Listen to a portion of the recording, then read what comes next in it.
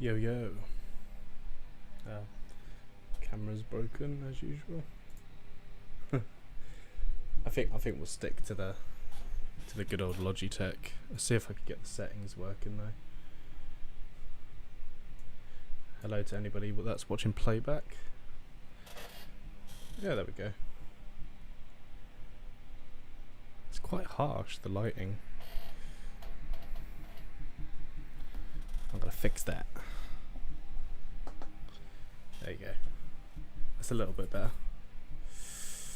We'll see if this camera fails, but yeah. But anyway, live stream, nerdy talk. Let's go. Oh god, got a few things to talk about. Nothing huge has really come up today or last night. I'm doing an early stream because it's mine and my partner's day off, so I just want to spend some time with her. Hence why we're doing the stream so early.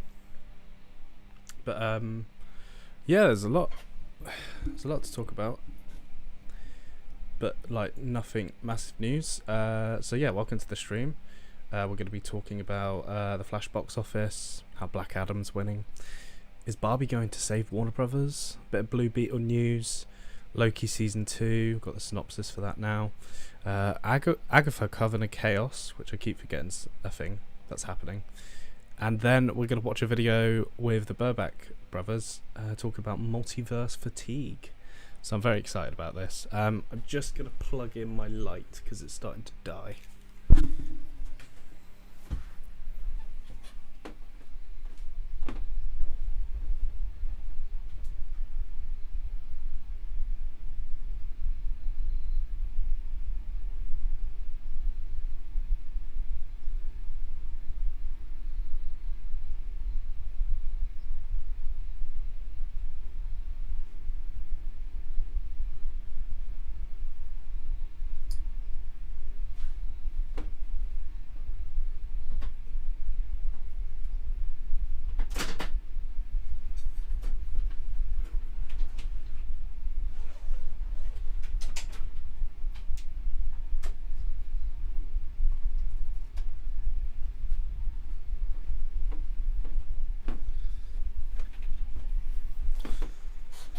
There we go. That should be better. I have got the fan running, by the way, so apologies. I think the first thing we need to do, though, is get the pop-out chat going.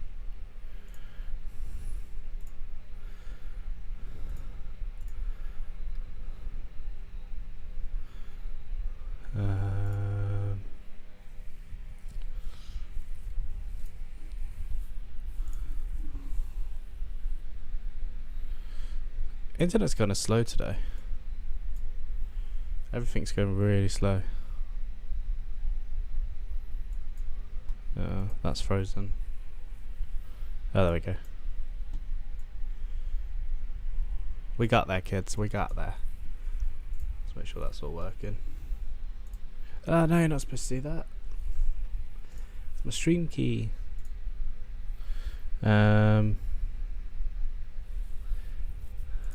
Saying the bitrate's like really terrible or something. Just gonna check back on just gonna check back on YouTube. Oh, for God's sake, the internet's so slow today, man.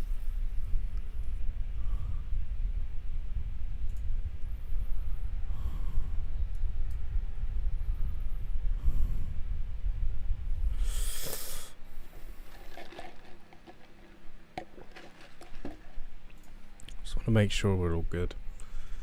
I'm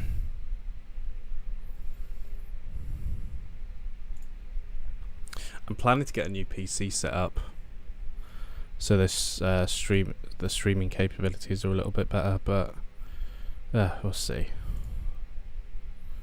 Come on, I don't have patience.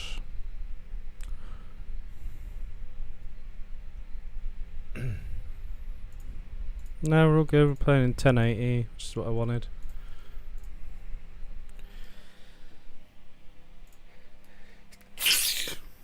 Sorry. probably just because internet. Anyway, should we get on with the news? I feel like the news is very important at the moment. So let's start with the Flash. So let's talk again about the Flash, everything that's going on with that. Box office. Obviously, the weekend's not over yet, so we can't determine what its second domestic and worldwide box office is like. But it's really, man, I'm still in shock. I'm still in complete shock that this is not doing very well. So domestic weekend. So its first weekend, obviously, it made 55 million, which wasn't great, but it seems to be tracking. So on Friday, it was only 24 million.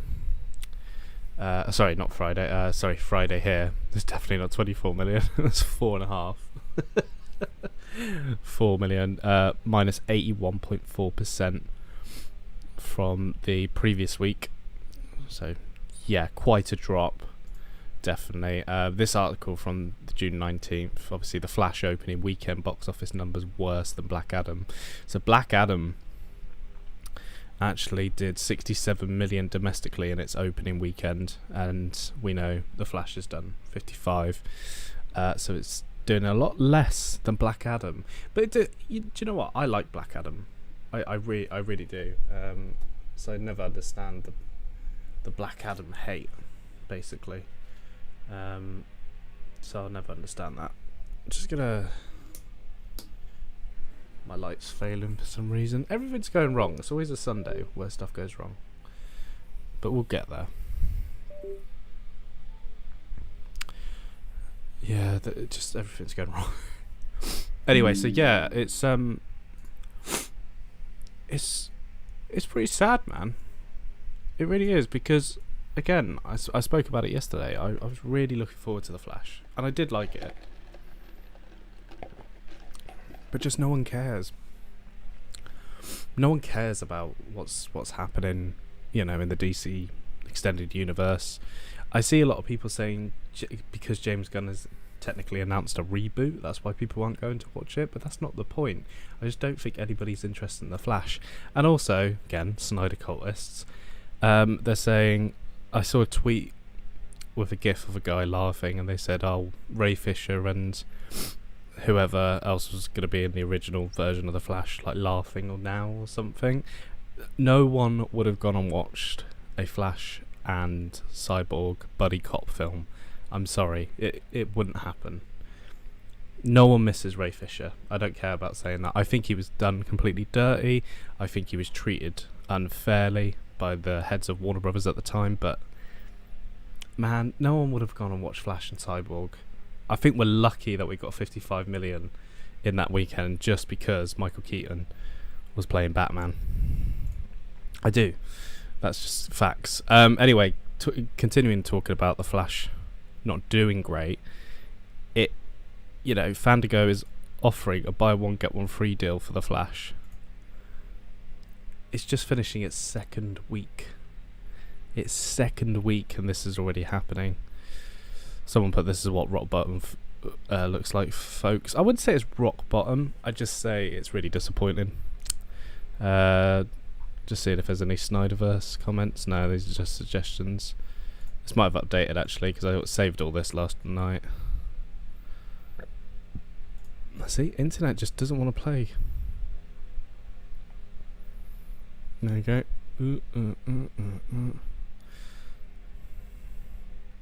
I did have my computer on sleep mode last night, so that's probably why it's not working. Yeah, The Rock smiling. Even Elemental's not doing this. Yeah, but Elementals anybody can really see. Says the code is invalid. It's and to be honest, Josh here has put, can't wait for all the, oh wait, the Flash is actually good Discord when it hits max. It's fine. The film's fine. Unfortunately, a lot of people are giving it hate, especially Snyder cultists, and turning people away from the cinema. I think that is one of the cases, but I do think it's just a lack of interest in the series. And here's some letterboxed reviews. Absolutely brutal timing for this to come out after Across the Spider-Verse. I have to laugh. This is exactly what I said. It really just, I think it was just a week after.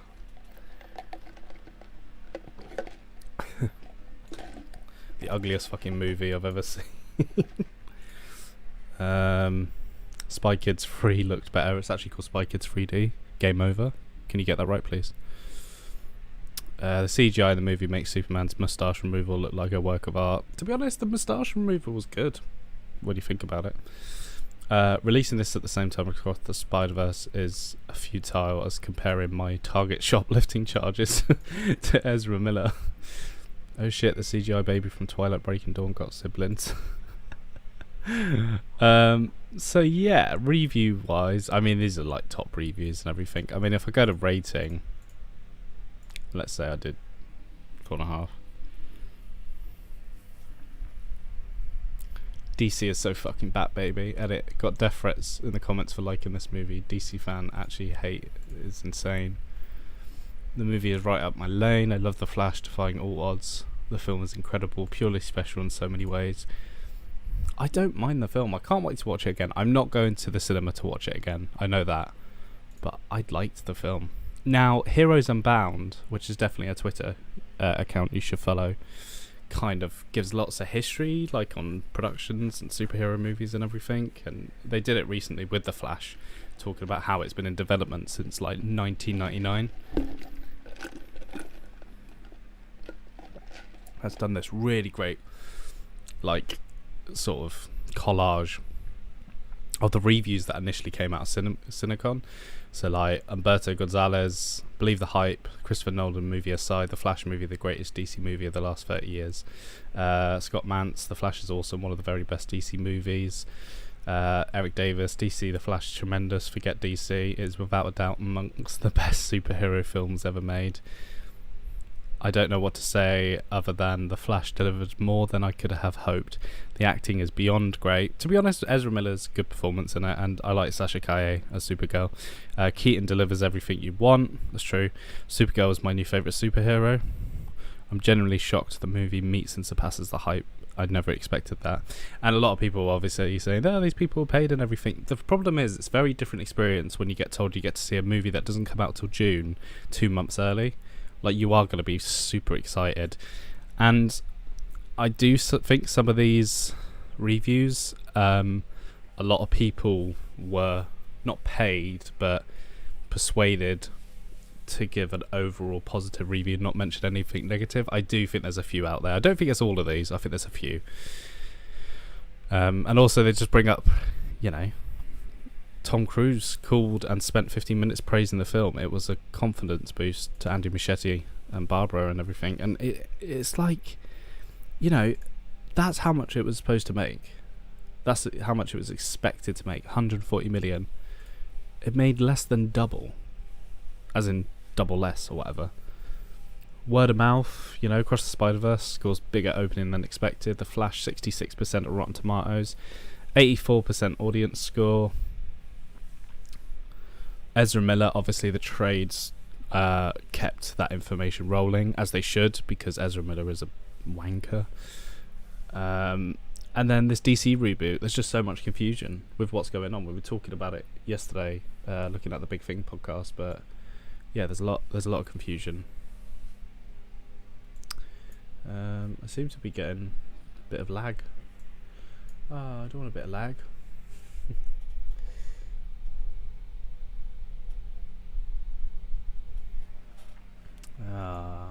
I like doing the live. Let me try and switch to cam 1 actually. This might work better. Yeah.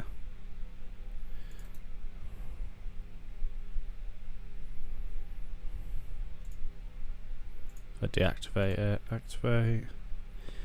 I should have really restarted my computer before I did this. That should work though. But yeah, just the DC reboot overall has just been a disaster. It got a B cinema score. Elemental not all wet overseas, international box office. It's just not doing well, this movie. And there's actually not really an explanation. Obviously it's a lot of Snyder fans refusing to go to the cinema because they want Snyder back. But it's just it's ridiculous.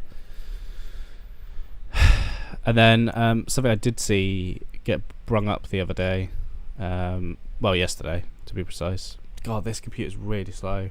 James Gunn's new DC slate. So when it was announced, James Gunn gave an interview to Gizmodo, is it? And this was an interesting part. What were your thoughts on DC movies before you came on board? And this is what James Gunn said. Are you ready for this? The history has been shit. It's been a real fucked up journey for DC. Completely agree. I think that there was basically no one minding the mint, and they were giving out IP to any creators that, smiled at whoever was in charge. I mean, that's how you get a job in general. That is. There was never any real power given to the people in charge, and so somebody could always go over their head and do whatever they wanted. And we had the DCEU, which then became the Joss Whedon Justice League, but it also became the Snyderverse, which became this, and we have Wonder Woman, and we have Wonder Woman 1984, which doesn't even match what happened in Wonder Woman 1. I love the honesty, James. And then we have the Arrowverse, and even us coming in with the Suicide Squad and Peacemaker, and then all of a sudden Batmite is a real guy. So yeah, I mean, even Gunn is trying to do damage control, and again, a lot of the mistakes is people, Snyder cultists especially, think James Gunn has already messed up because The Flash is not a success. But that's not the truth. The truth is that James Gunn hasn't even started. I mean, granted, he changed the ending of the Flash movie because that didn't fit into their plans anymore. But also it confused general audiences because they think a certain person's playing Batman, which we'll get into in a minute. But this is an interesting tweet from Tyler Freshcorn. Another example that the Flash's numbers prove the DC extended universe didn't earn general audiences goodwill. Look how Marvel signed on a big budget movie for something obscure and surreal as the Eternals, and it still not only made $400 million, but did so when the pandemic was still boiling. So true. I went to see this film. I went to see Eternals. It was great. I had a good time with Eternals, but I don't consider it one of the best comic book movies out there. Do you remember when Kevin Feige was like, this is going to be Best Picture nominated? Lies, all of it. I need to learn when to put my camera now. So yeah, now I'm going to go into some spoilers quickly for the ending of The Flash, like I just talked about. But just a really interesting thing about the cameo at the end. So spoilers now. So obviously, George Clooney steps out of the car in the end of The Flash. But just some really interesting tidbits from the filming day. So the filmmakers, according to multiple people associated with the movie, then looked for alternatives but wanted to keep the germ of the idea. Barry Allen thinks all is right, but then the rug has been pulled out at the last moment. They also went back to an idea joked about earlier in the filmmaking process: how many Batman could we get? Clooney was brought up as a long shot, but Gunn and Safran jumped on the notion. I don't know why. I don't. The duo reached out to Clooney's agent, Brian Lord, showing him a cut of the mostly finished film. He liked it and then showed it to Clooney. Clooney liked it and agreed to be part of it. Shoot was quickly assembled this January on the Warner's lot. Clooney was there as Bruce Wayne, back for the first time in 26 years. So also on set was Miller making their first appearance, which is weird because remember Ezra Miller had done all these terrible things just before, and Warner Brothers still brought them back to do reshoots. But Miller was in top form that day, sources say, for what was described as a quick and efficient shoot.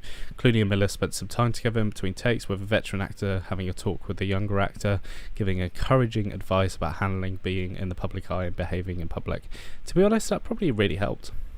Warner Brothers kept the new ending tucked away as much as possible, bloody blah, we all know about that. It's rare that you have a movie in post-production that faces 3 separate regimes with 3 separate agendas. Notes one insider. None of them were scrapped because of ill will, just different visions, which is pretty spot on. If they ended with Michael Keaton at the end, I still think that would have worked. Like, it still would have worked. I liked the George Clooney cameo, but yeah, I mean, go figure, hey? But I'm seeing a lot of talk about people saying, Warner Brothers, that's it. This film's killed. Warner Brothers, what was once a long-standing company, a really good company, and the DC is over. I'll tell you what film's going to save it.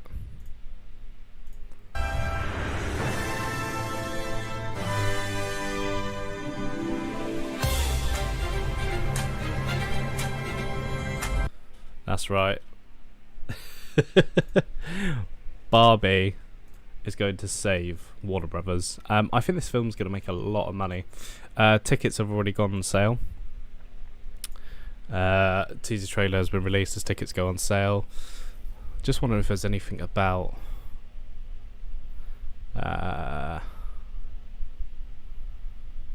no, there's no projections yet. It comes out July 21st, so it's still just under a month away, so they can't really do projections yet. But yeah, Barbie, I think this movie's going to make a lot of money. I think in its opening weekend it's going to make about 120 million, which it doesn't sound much, but I think opening weekends, end of July, summertime, especially in the UK, I think domestically it could make more.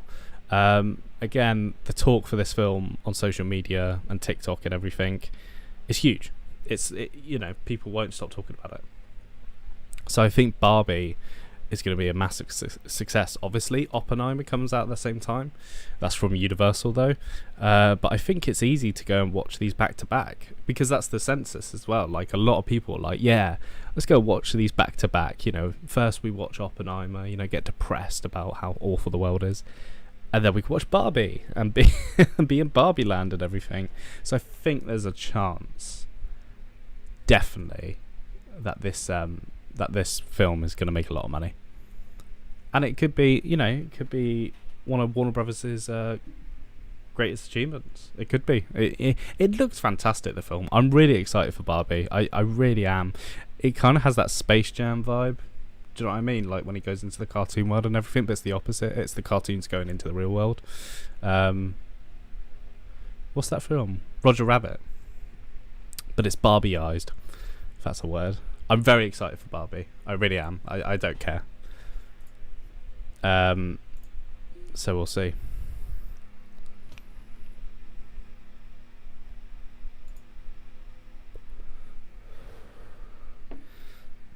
Now, with all the DC issues going on with the Flash, and I think the thing to say about Black Adam, by the way, is it made a bit more money, but it wasn't enjoyable. It was an enjoyable film, Black Adam. I did like it. I think the issue is, I'm gonna go to the count one. I think the issue is that DC just need to get their priorities straight. I think James Gunn is gonna have to look at this slate again, but I also think DC need to re-strategize what they're going to do. I have always been a believer of not doing a cinematic universe. I don't know why DC needs to do that. The ones that are making the most money are like the non-cinematic universe films, like the Dark Knight trilogy, like Joker, like the Batman. Has no cinematic connection. Granted, the Batman is going to have its own Batverse, with the Penguin TV show and possibly an Arkham Asylum show and everything, but why does DC need to be a connected universe? Audiences are tired of that already. We've seen that with Marvel, to the point, until the point of Endgame, people were happy. But now with all these Disney Plus shows and even more movies coming out and really not leading into anything, it's just like, why does DC have to take a stand on their cinematic universe? And I know why. It's because they, business plan. They need to have competition. It's good to have competition, but at the same time, it's like, you're making way more money by not having any cinematic connections with your solo films, like the Batman. Why do you think the Spider-Man trilogy made so much? The Tobey Maguire ones. The Amazing Spider-Man made so much money. Granted, they were going to make a Sinister Six universe, but they've sort of done that anyway, and that's not doing brilliant.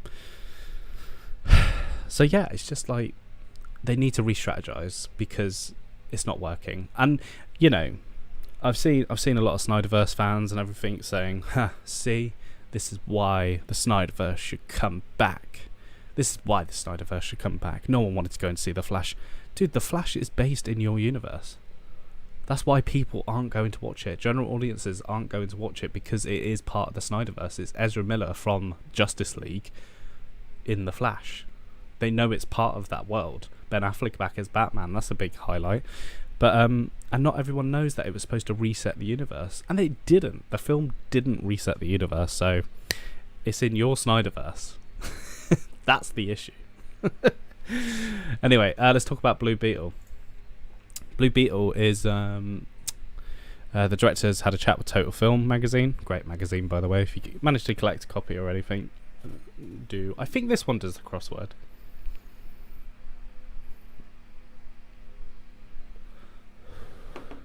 So obviously James Gunn confused a lot of people, saying Blue Beetle was the first true DCU character, but Superman Legacy is the first true DCU film, which is confusing.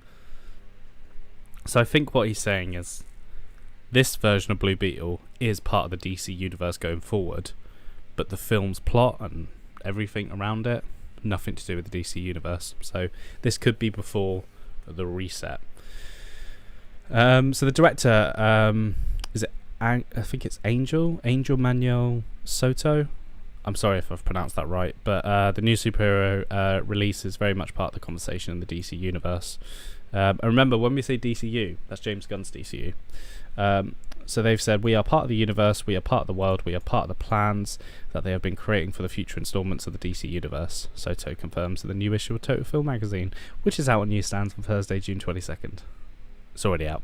But we are not tied to all the films from the past. Yes, our movie lives in the world where superheroes exist, but that doesn't mean that a certain event or certain alliance or certain things from the past dictate what our film was going. To be honest, I wouldn't have been surprised if there was a General Zod invasion flashback. God, we have too many of those bloody retcons. Soto has also teased his ambitions for the new DC hero. Our first movie, the way we wanted to do it, was always with the mentality that we wanted to do 2 more at least, and taking the traditional 3 arc structure of a story. We wanted our first movie to practically be the first act of a saga. Blue Beetle hits cinemas on August 18th, or does it? I don't know. In a perfect world, and Roxy Stryer said this on the Big Thing podcast the other day, reboot. Don't do this leading in and stuff. Blue Beetle has a good chance of making money. It does. It has a good chance of making that, 100 million in its first opening weekend. Comes out at a good time, August, summer holidays. I don't know what that's like in America, but over here it'd be summer holidays or towards the end of it. So Blue Beetle, and it looks like a fun film. It's a brand new character. This could be Iron Man level. This could be the start of something new. This could be a beautiful start. This could be a huge film. I don't think it's going to be a great movie, but I think there's going to be some great moments in it, for sure. So, we'll see with Blue Beetle. Anyway, let's move away from the DC bloody universe. Boring.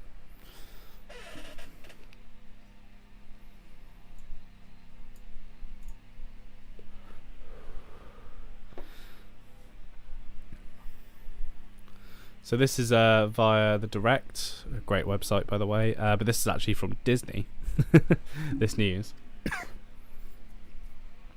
And basically it's the synopsis for Loki Season 2, which I loved the first Loki. I'm a big fan of that series. It's probably my favourite Marvel Disney Plus show. It really is.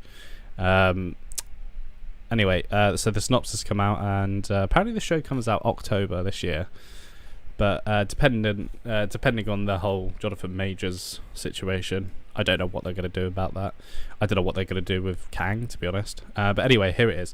Loki Season 2 picks up in the aftermath of the shocking season final when Loki finds himself in a battle for the soul of the Time Variance Authority. Along with Mobius, Hunter B-15 and a team of new and returning characters, Loki navigates an ever-expanding, increasingly dangerous multiverse in search of Sylvie, Judge Rainslayer, Miss Minutes, and the truth of what it means to possess free will and glorious purpose. Oh, sounds exciting. It does. I'm very excited for this film.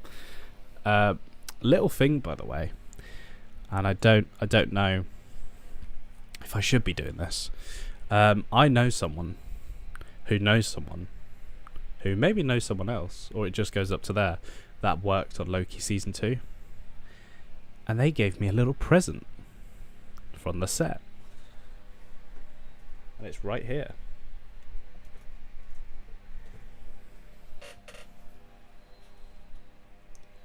This is the TVA official handbook. And this is really cool. It's really nice. It's not a prop from the film. This was given as a crew gift.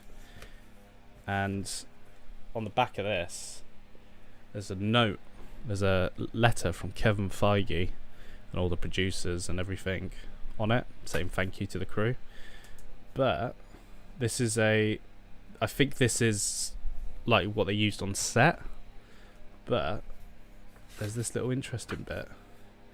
Now, obviously, we know this guy is going to be playing character in the show. Sounds like an important character as well. And his name is Ouroboros.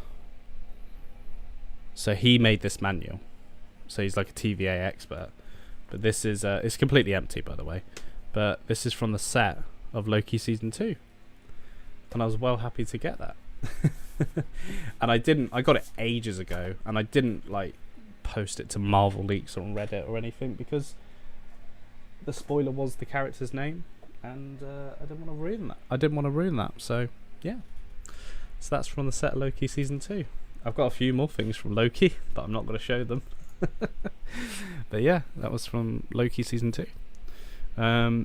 So yeah, Loki season 2, October 2023. Really look forward to it. Love the first season. For a show I'm not that interested in, Agatha Coven of Chaos, Aubrey Plaza has said it's the most elevated Marvel material. In an interview recently, she said Coven of Chaos was so fun. I wanted very much to work with Catherine Hahn, who plays Agatha, obviously. I think she's so great, and without saying anything really, I had a blast. I loved my character in that as well, and I think it's the most elevated Marvel material that's out there. So it's cool to jump into that world with those people specifically. I think it could be interesting, this show. I do. I think it's going to surprise me like Loki. I wasn't looking forward to Loki because I thought it was pointless that they were bringing that character back, but I think it could be good. I think it could be really good. So we'll see.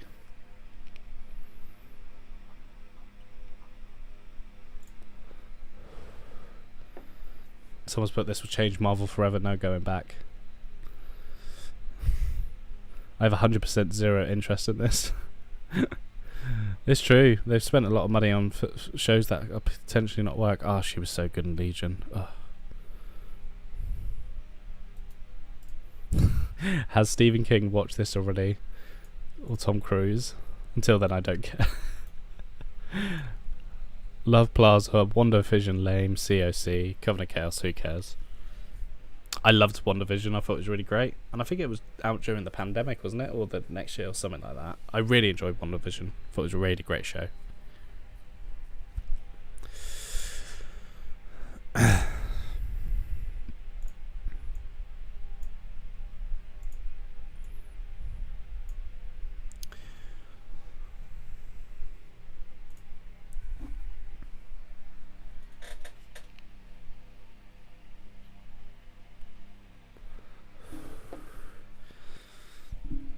So there's been a lot of chat about superhero fatigue, but this interesting video from the Burback brothers, Eddie Burback, one of my favourite YouTubers.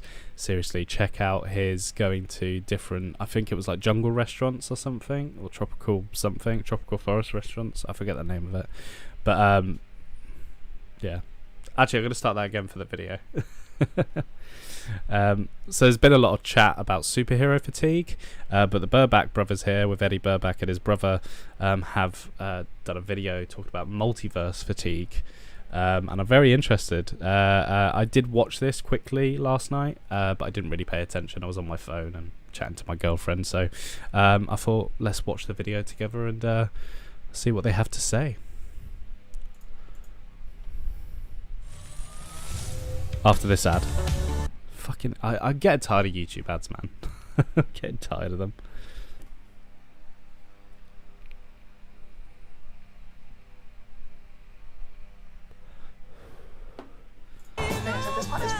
It's copyright. It's trying to destroy the system. When I was on this stage in 2019, we introduced Phase 4 of the Marvel Cinematic Universe. But what's fun to do here is to talk a little bit about the future. We are shooting right now our new series for Disney Plus, Echo. Shazam has always been off kind of in his own part of the DCU, so he connects very well. That moves directly into The Flash. Filoni's movie will apparently close out the New Republic, tying up the stories told within the Disney Plus shows. Blade, starring Mahershala Ali. It's quite funny because Star Wars isn't multiverse technically, but it's definitely different time zones and everything, so I don't really remember what they said in the video about Star Wars, so we'll see. Comes out November 3rd and we start filming this October. Man, look at that phase. So this is phase 5. God, we've nearly done all this bit, but Blade's no longer happening in phase 5. That's been pushed majorly because it keeps getting rewrites, and obviously with the WGA strike it's not happening. Like, no one's writing it, no one's doing the new draft. I wouldn't be surprised if Mahershala Ali, is it? Mahershala Ali? Oh, sorry, I forget his name, but I wouldn't be surprised if he drops out. He's been waiting since 2019 to make this film. Granted, COVID pandemic and everything, but I don't know if Blade's going to happen. Mahershala Ali comes out November 3rd and we start filming this October. A fantastic movie that I really love that resets the entire DC universe. Our series Ironheart. And to move into Blue Beetle. The Acolyte is a mystery thriller that will take us into a to galaxy map of out shadows an 8 to 10 year plan and of what emerging DC Studios will be in in the film, final television. It's going to be good. The year is 2008, and superhero movies are pretty hit or miss. Last year, in 2000... Yeah, God, 2008 was a good year. The Dark Knight, The Incredible Hulk, Hellboy 2 is actually a good film. The Spirit, I never saw it. Are pretty hit or miss. Last year, in 2007, the hugely popular Sam Raimi Spider-Man trilogy face-planted at the finish line, with critics and audiences tearing it apart. Find us some shade. Find us some shade, baby. Thanks, Alex. But this didn't slow the demand. I thought that was the alpha male back in 2007. I was like, I'm going to be like this. I'm going to dance around and everything. But to be honest, this isn't the alpha male. This is the alpha male. For these movies from nerds everywhere. And these nerds had no idea what was about to happen, because the summer of 2008 was the summer of the superhero. Within 3 months of each other, audiences were treated to The Dark Knight and the very first Iron Man movie. Now, obviously, The Dark... Was Iron Man 2008? Was that what you just said? I don't remember. Summer of 2008 was the summer of the superhero. I thought Iron Man was 2007.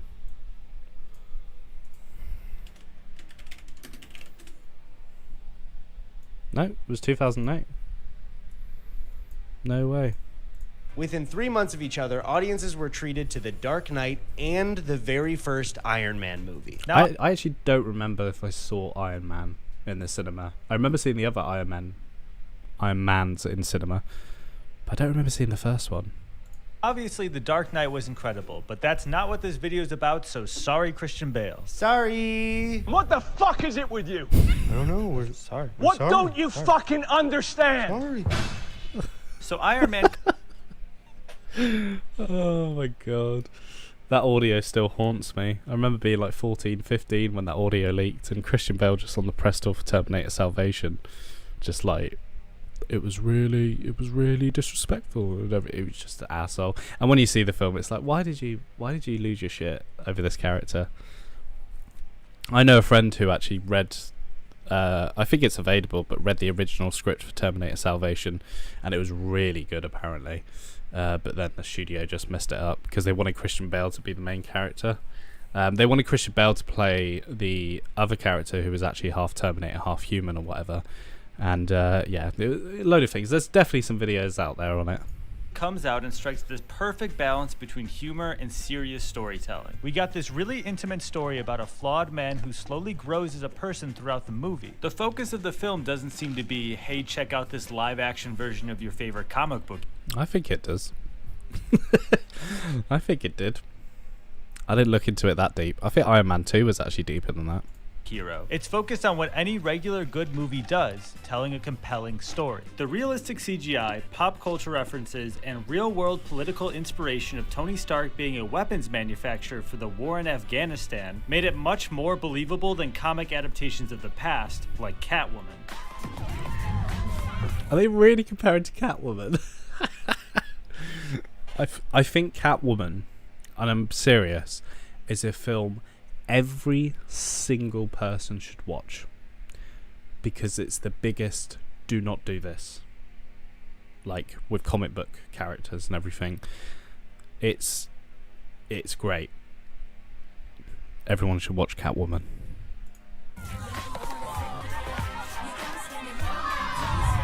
That's copyright, isn't it?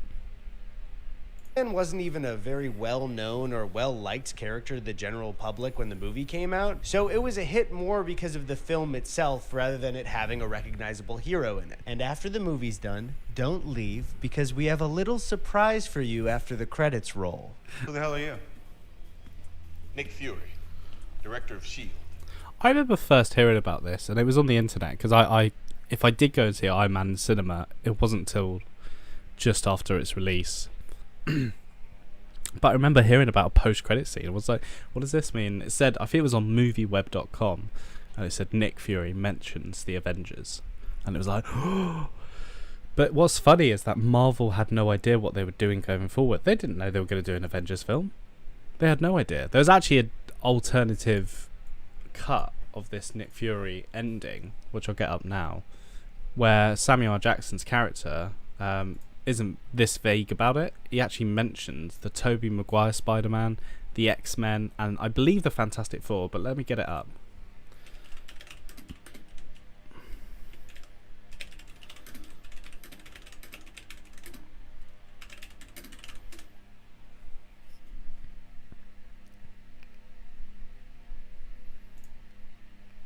Have a vault, and we pulled some things out of that vault that we said,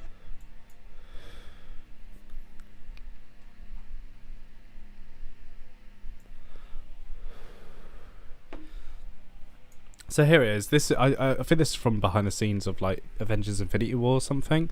But Marvel basically didn't have the rights to all the characters, like this comment below says. So this is why this wasn't put into the final cut of Iron Man. But it's really interesting to watch, so have a watch. have a vault, and we pulled some things out of that vault that we said, we'll never show this to anybody, put it away. We're bringing them out, we're putting them on this disc, and I'm about to show you a deleted scene that has never been seen by anyone before right now. Thank you again so much, and enjoy. I mean, the people that worked on it obviously saw it. Kevin.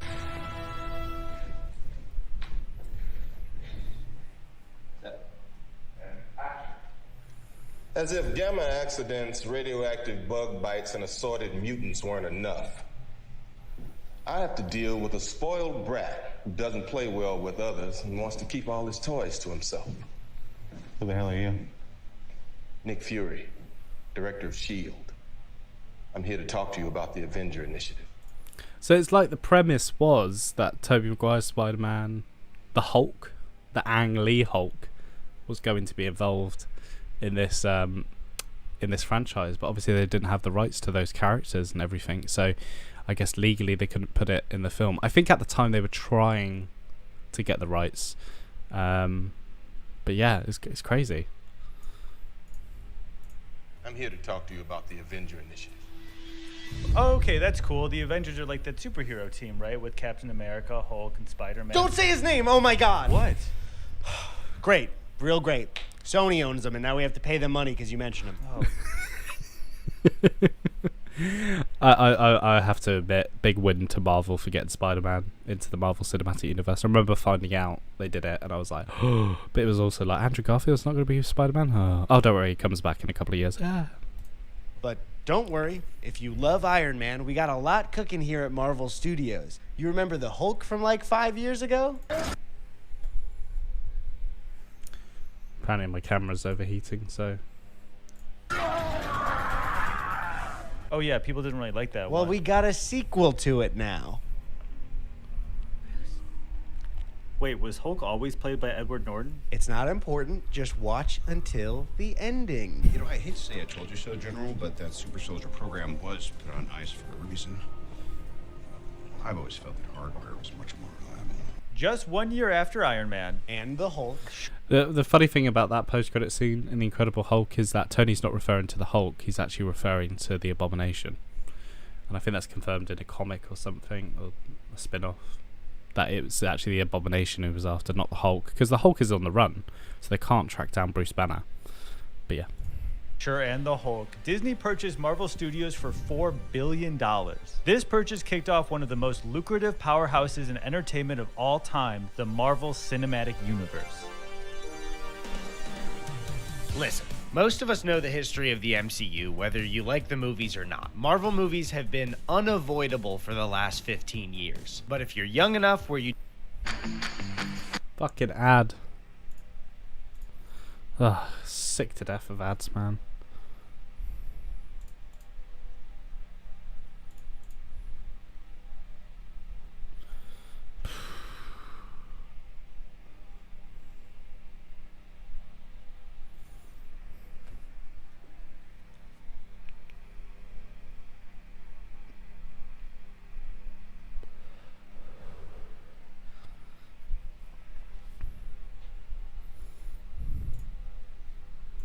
$1 billion. This purchase kicked off one of the most lucrative powerhouses in entertainment of all time, the Marvel Cinematic Universe.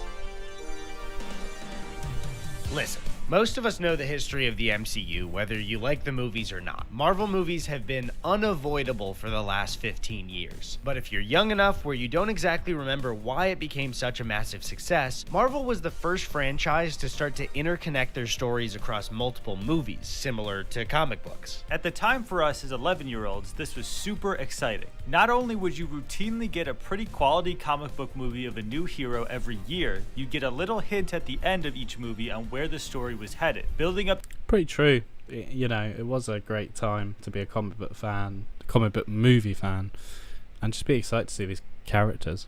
To 2012's Avengers, this felt really new and fresh for a blockbuster franchise. They built this excitement with movies like Iron Man, The Incredible Hulk, Thor, Captain America: The First Avenger. Movies that are in no way perfect, but are fun, character-driven stories that were nailing on-screen versions of these characters for the first time. Then finally, 2012's Avengers released and became one of the biggest blockbuster events in movie history. The end credits of the movie introduced a character that in this day and age is extremely recognizable, but we're talking pre-Fortnite days. Stone Age. To non-comic book readers in 2012, this guy was just some big purple weirdo, but we know him as Thanos. Word spread from the nerds soon after that Thanos and the...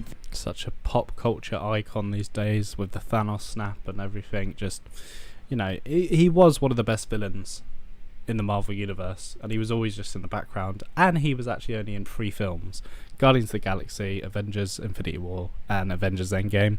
And to see him just jump to becoming one of the most recognizable villains in comic book movies is great. It's fantastic. It really is. It's so cool. So cool, man. Infinity Stones was a concept from the comics that could potentially create an even bigger blockbuster than the Avengers movie, and we could potentially be seeing years of storytelling leading up to it. And as 15-year-old nerds ourselves, we were yet again beyond excited for this. After that, Marvel had the general public in the palm of their hands, releasing some lesser movies like Thor: The Dark World and Avengers: Age of Ultron, but also massive hits like Captain America: Winter Soldier, Guardians of the I never liked Winter Soldier. Galaxy, Black Panther, Civil War, which introduced Spider-Man. Civil War wasn't great either. Spider-Man: Homecoming, Doctor Strange, and Thor: Ragnarok. Over a span of 6 years, we watched these movies slowly fit. Thor: Ragnarok ruined comic book movies. It's a great film. It's one of my favorite comic book movies, but oh god, the palette of not just Marvel but DC has been affected by Ragnarok. And then obviously we saw in Love and Thunder, doesn't always work Together like puzzle pieces as we move toward the massive 2-part finale, Infinity War and Endgame. Wait, we have to get paid real quick. Today's sponsor is Scentbird. Listen, you stink. Yep. In the US and Canada. Now back to the video. So it's been 11 long years and you're finally at the end of the road. You followed these characters and this story through birthdays, graduations, that one time at the Oscars that John Travolta called Idina Menzel Adele Dazeem, weddings, and it's been a wild ride. We here at Marvel Studios want to thank you for coming. Now please keep your hands inside of the vehicle until the safety bar releases. Huh, it feels locked. Welcome to Phase 4. Phase 4? We're not done yet. Brand new on Disney Plus, we have TV shows of all your favorite Marvel heroes. What the fuck? I thought we were done. Don't miss WandaVision, Captain America, Moon Knight, Hawkeye, Loki, She-Hulk, and more on our streaming service. We booked out the year, so there's gonna be a new episode almost every single week. So you're not doing movies now? Nope, we actually have more of those than ever, and we're excited to see you in theaters in between episodes of our new shows. We consider ourselves pretty average consumers. It's so true. I think it's more for the general audience that feels like a roller coaster. For people like me and fans of these films and everything, it's okay. We can catch up and everything. We could take time out of our lives to do that. Instead of going on holiday with our families or attending important events, we're like, nah, do you know what? I'm going to stay home and watch all 22 movies leading up to Avengers Endgame. We have that time. But it is too much. It is. Of stuff like Marvel, DC, and other major movie franchises. Basically, if one of those blockbusters comes out and it's known to be pretty good and fun, we'll check it out. But we also would always prefer a non-franchise heavy movie that's great. And Phase 4 of Marvel is the exact Multiverse of Madness was terrible. That's it. moment where average consumers like us wanted off of the ride. Endgame ended a decade of storytelling, and it was a massive moment. Then just before Phase 3 ended, we got Spider-Man Far From Home. Most people love Spider-Man, so yeah, okay, I'll go see that too. But just because we want off the ride doesn't mean Marvel is gonna stop the roller coaster from moving. This is a multi-billion-dollar business with movies, TV shows, toys, clothing, video games, theme parks, and more. Marvel isn't gonna stop making money because of our video. That's not how businesses work. They might do. Come in. Hey, man, did you see the new Burback video? No, what? They said that they don't want to watch Marvel movies anymore. What? Get Kevin. Get Kevin. Call Kevin. There is simply too much money involved Told to you. care about these projects as films. Comic book fans got mad at Martin Scorsese for calling movies theme park rides, and I am begging you, if you are mad at him, to watch more movies. The film. They are theme park rides. That's fine. I had no problem with Martin Scorsese comments at all. I kind of just went, I just chuckled because it's true. Why do we have to take these films so seriously, man? Why? Filmmakers of substance need support. Yeah. And the problem is the amusement park films. It's very difficult for films of substance, or I don't want to use the word personal vision, but I have. It doesn't mean it's not entertaining, right? But these projects, where can they be shown? It's true. The thing is that I'm to blame as well, because I've not gone and seen these awesome new films like After Sun and loads of others I can think of.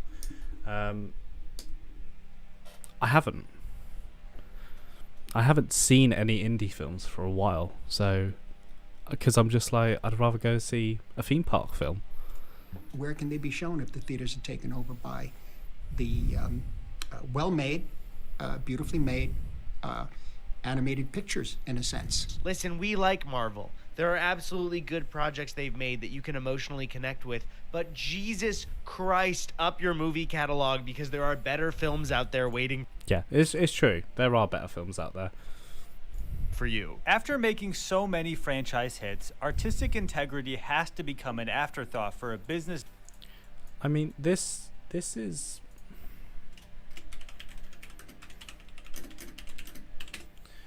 This was what was announced at the last Comic-Con. Even though they're not going to the next Comic-Con.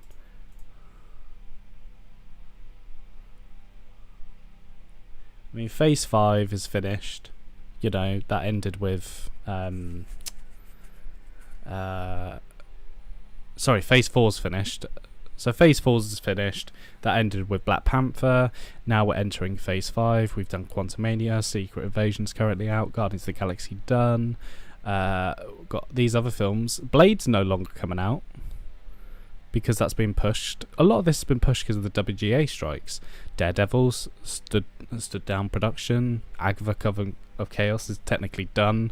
Captain America is still filming, I believe.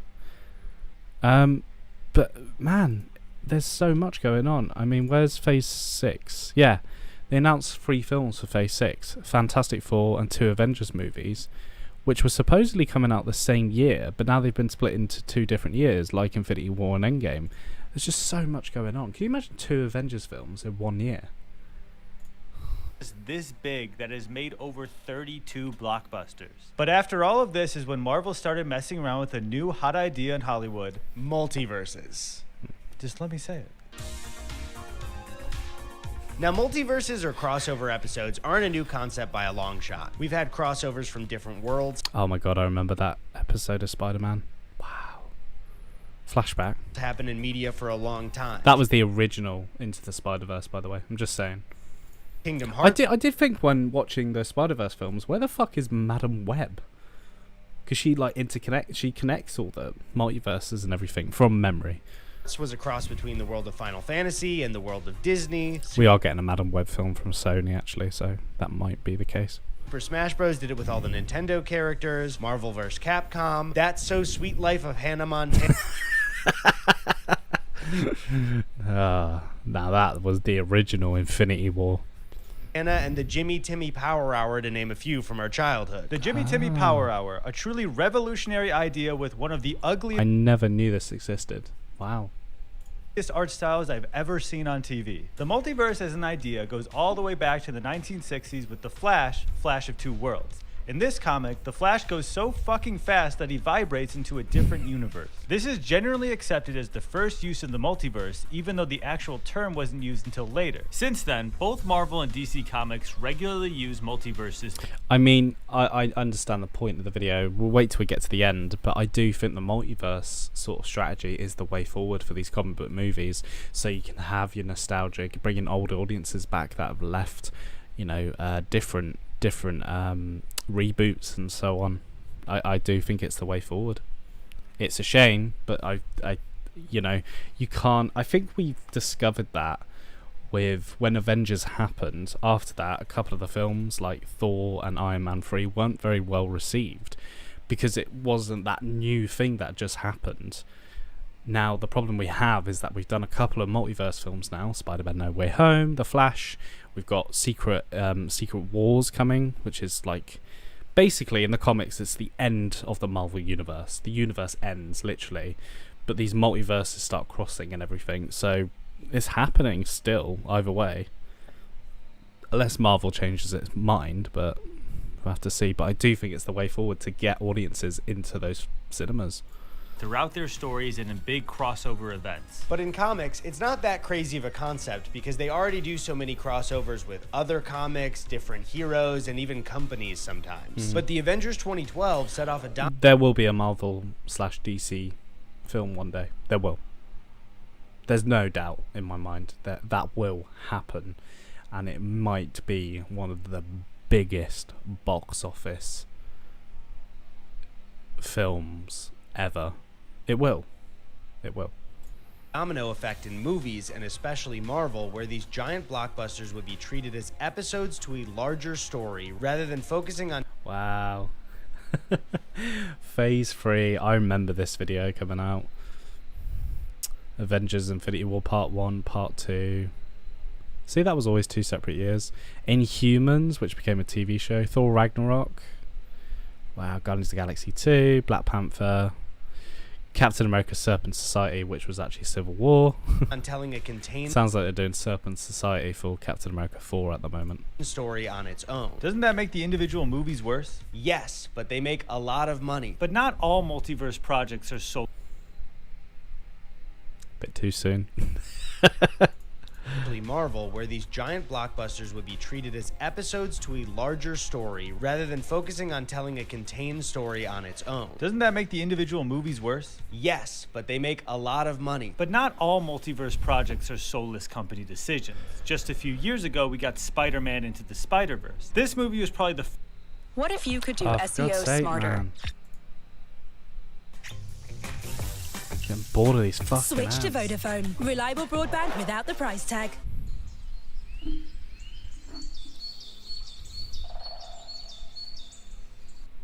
in movies, and especially Marvel, where these giant blockbusters would be treated as episodes to a larger story rather than focusing on telling a contained story on its own. Doesn't that make the individual movies worse? Yes, but they make a lot of money. But not all multiverse projects are soulless company decisions. Just a few years ago, we got Spider-Man Into the Spider-Verse. This movie was probably the first one to introduce the full idea of the multiverse to the mainstream. It was, and it worked. I can't believe how good this movie is.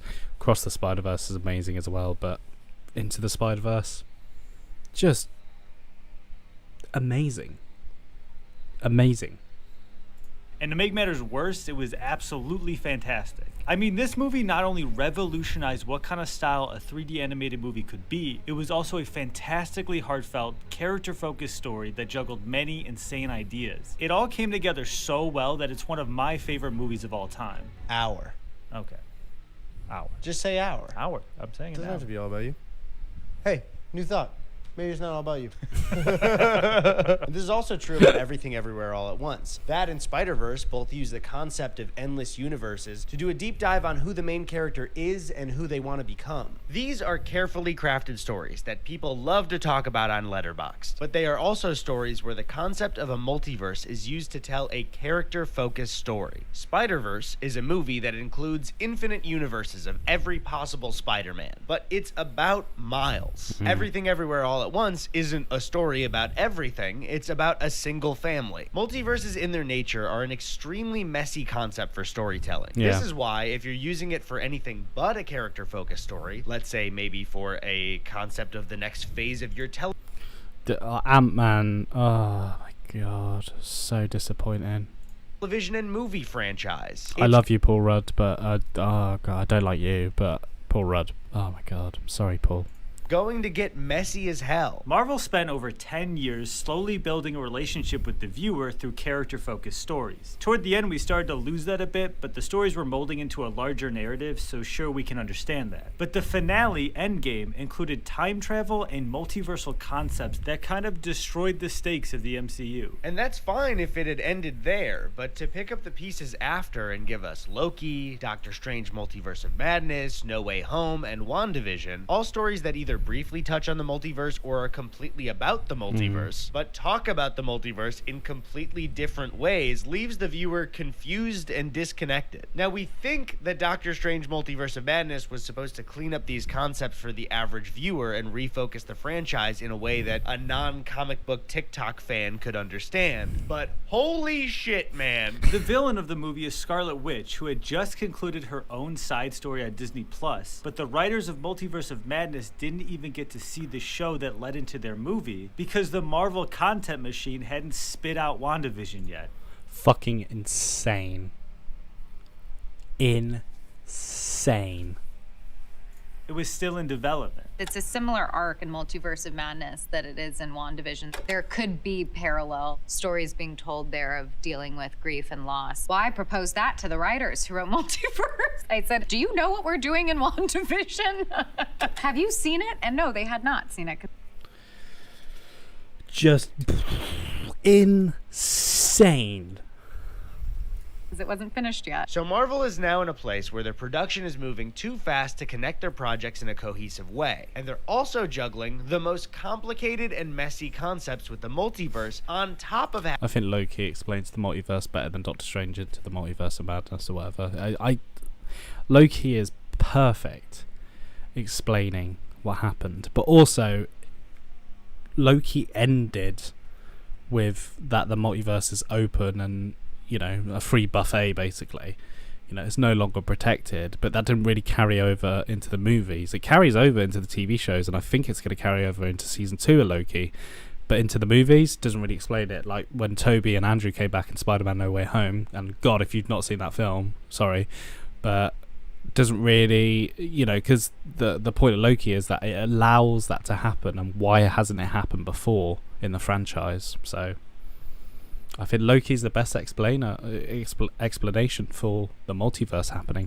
having more characters, TV shows, and movies than ever before. So as the average person, how could we possibly care? If we're already sacrificing individual movies being complete pieces just so we can watch a giant interconnected narrative, then the story at least needs to be easy to understand and not a massive commitment to follow. And after all of this, Thor Ragnarok was the... Oh, the fucking goats. I thought they were going to be the standout of the film when I saw them in the trailer, but obviously not.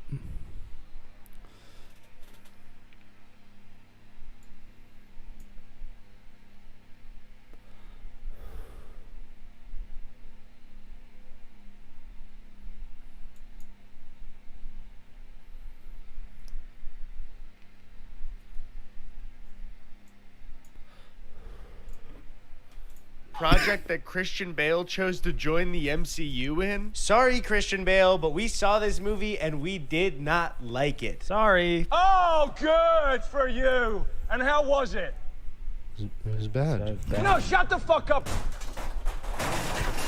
Now, the multiverse is getting a little crowded, but potentially one of the biggest franchises of all time managed to avoid this and stay in one timeline. One that takes place in a galaxy far, far away. There we go. Shrek. No, I meant Star Wars. For decades, Star Wars was a simple and clean franchise for the general public. Yes, they had an extended universe, but that's for nerds and we don't care. Nice. What, you're gonna make me read about Star Wars? It's a movie! From 1977 to 2008, there were a total of 6 Star Wars movies and 1 animated TV show. And as somebody who's not a Star Wars fanatic but enjoys it frequently, this is an extremely easy commitment to see them live in theaters and rewatch them every few years. Today, there are 11 movies with 4 more on the way. There are also 10 Star Wars TV shows with 24 seasons. Now, of course, this is partially... What? That doesn't work. Does it 24? This is an extremely easy commitment to see them live in theaters and rewatch them every few years. Today, there are 11 movies with 4 more on the way. Yeah. There are also Clone Wars, Bad Batch, yeah. 10 Star Wars TV shows Resistance with 24 seasons. Now, of course, this is partially due I did not realize it was that much. Whoa.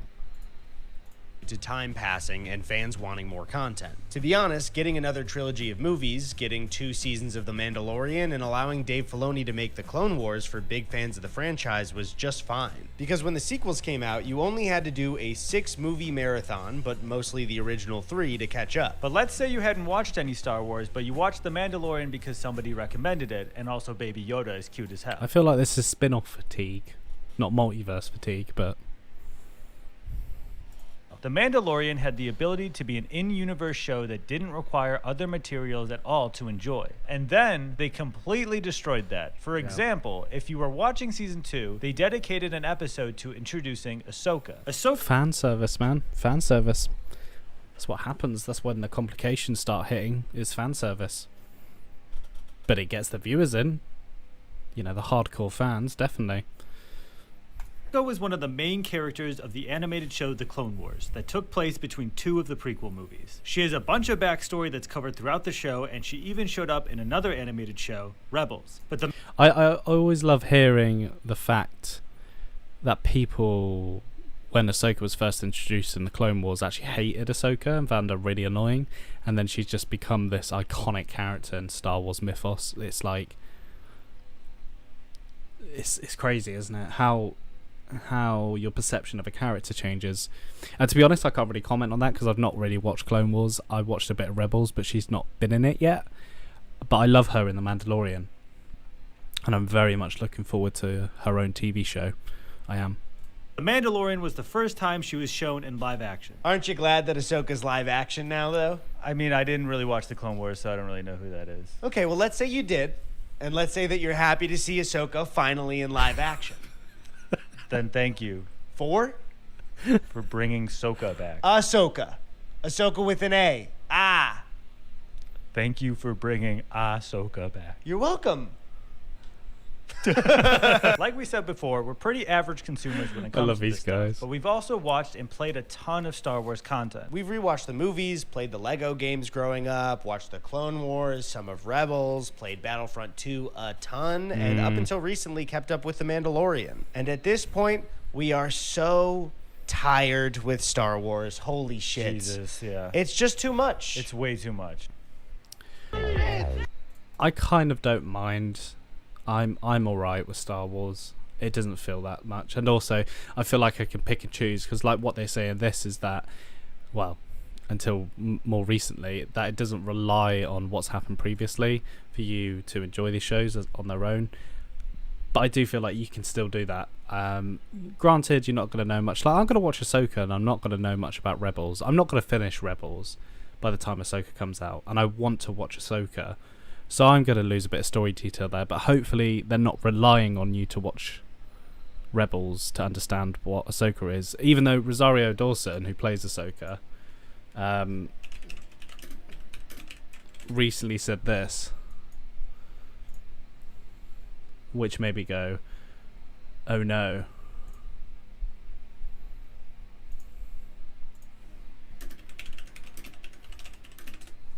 Get it up.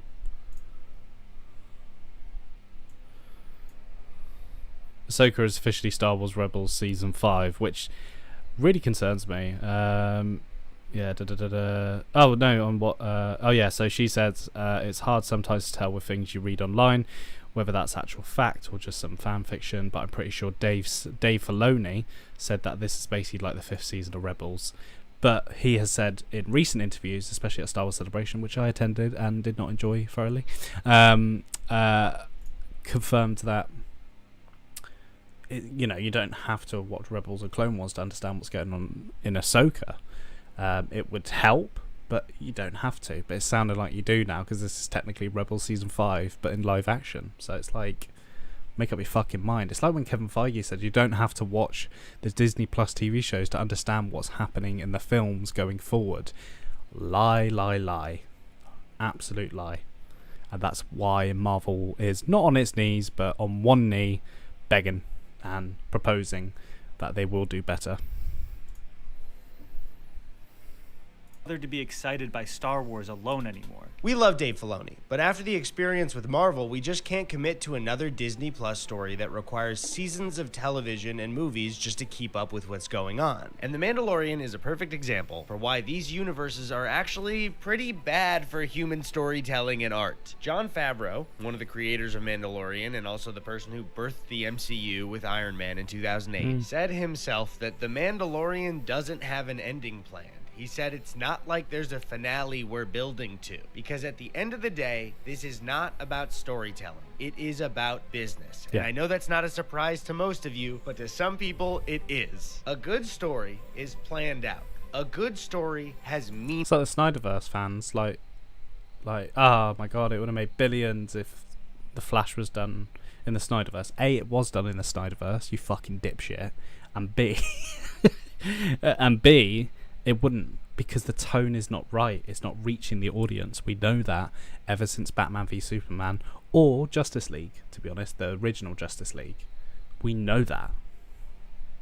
Meaning to it. And to drive that meaning home, the story needs an end. Look at Game of Thrones, for example. A show that was beloved by so many people and now cannot even be rewatched by those people because the ending was so bad they felt like the rest of the story was totally I never meaningless. saw Game of Thrones. And I think what's so frustrating is some of these comic book movies can be art. Across the Spider-Verse just came out and was fantastic and is an achievement in art in so many different ways. But obviously we know these companies are not gonna stop making the money that they make. I mean, for the love of God, we didn't even get to touch on the DCEU and the Flash because, Tony, I think we just don't want to, right? Yeah, they're just boring to talk about. So for the love of God, at least slow down a little bit. Take your time. Make it less of a commitment for the rest of us. Yeah. Give CGI artists a little bit of time to work on these movies to make them look better. Give your God, that was terrible.